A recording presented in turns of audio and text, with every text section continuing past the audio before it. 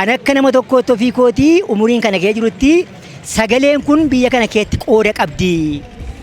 Yoo an qaama kana filadhee bakka buufadhee bakka koo taa'ee namni kun anaaf duuf deebii laachuu danda'a kan jedhu toora xiyyeeffannoo kana qabadheen jira jechuudha. Namni kaardii fudhate kun sagalee kooti hanga gaafa caamsaa 24tti waan kana seera qabeessaan kaadhee guyyaa gaafa sanaa sagalee koo laadhadhee sagaleen koo sun bu'aa qabdi kan jedhu toora xiyyeeffannoo keessatti kan inni jiru ta'uu isaati. Filannoon farsaa torbaffaa kun akka qabeessa diimokiraatawaa akka ta'u karaa nagaan yaa namni dorgomu kamiyyuu paartiin kamiyyuu morkataan kamiyyuu dorgomootee karaa haqa qabeessa karaa diimokiraatawaa karaa heeraaf heera ta'eenii olaantummaa seeraa kabajee dorgomuu danda'a. Kan irratti mirkanaa'u garuu olaantummaa seeraa kabajee karaa haqaaf seeraan karaa diimokiraatawaa ta'een dorgomuu qaban jan akka qooti paartiin kamiyyuu dorgomuu barbaadu. Filannoo kana toora qabsiisanii karaa nagaaf naga qofaa filannee akka galluuf ga'een dargaggoos guyyaa gaafa caamsaa 24 sanaa namni kamiyyuu sa'aatii 11 yookiin 12 kaasee barii sana ka'ee nageenya naannoo sanaa seegee nageenya isaa seeggachaa nageenya iddoo filannoo sanaa seegee akka filannoon kun fiixan baay'insaa argatu anis akka nama tokkootti keessaa qoodan qaba kan jedhu yaada. Filannoo marsaa torbaffaa geggeeffamuuf jedhu kana keessatti ani gahee koo ba'ee kaardii filannoo fudhadhee guyyaa isaa eegaan jira.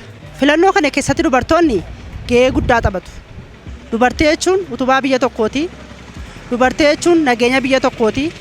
Biyya tokko tasgabbeessuun hojiitti gashuun kan hojjetu maatii bushuun haalillee dubartoota kan gahee isaa taphachuu danda'u.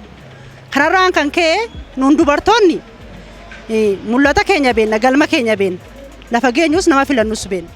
Morkataan keessa deemee na filadhaa jechaa jira. Paartiin badhaadhina keessa deemee na filachaa jira. Nuun immoo waan nu baasu nu beeka namni nutti meemni kan nuun filannu. Egaa akkuma beekamu dargaggoonni lafee biyyaati jechuun dargaggoon hin jiru taanaani biyyi socho'uu hin dandeessu.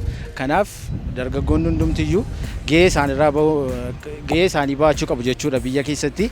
Filannoo kana irratti immoo hirmaachuun dirqamadha. Maaliif dargaggeessi gahee isaan baatu ta'ennaan utubaan biyyaa hin jiru jechuudha.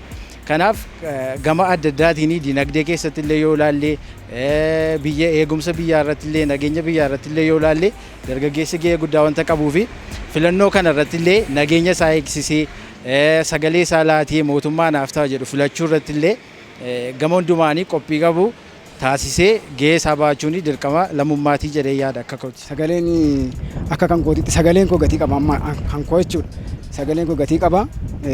Namni dargaggoon kamiyyuu keessuma dargaggoon magaalaa kana dargaggeessi magaalaa kana keessa jiru akka sagaleen isaa gatii qabutti ilaalee mootummaa isaaf ta'u mootummaa naaf ta'a bor biyya kana ceesisuu keessatti gahee qooda guddaa qaba jedhee keessattuu yeroo ammaa kana hiree amma of harkatti arganne kana of harkaa baasuun gaarummaan qabu waan ta'eef dargaggeessi kamiyyuu kana irratti qooda guddaa fudhatee guyyaa gaafa sanaa hiriiraan nannee kaardii keenya nama nuuf ta'a jedhu nama of biyya kana geggeessuu danda'a jedhu filachuudhaaf an akka dargaggeessa tokkotti qophiidha. Dargaggeessa biraas akka dhaqee filatuuf immoo kaka'umsa guddaa toree akka dhaqee filatu nan godha jechuudha.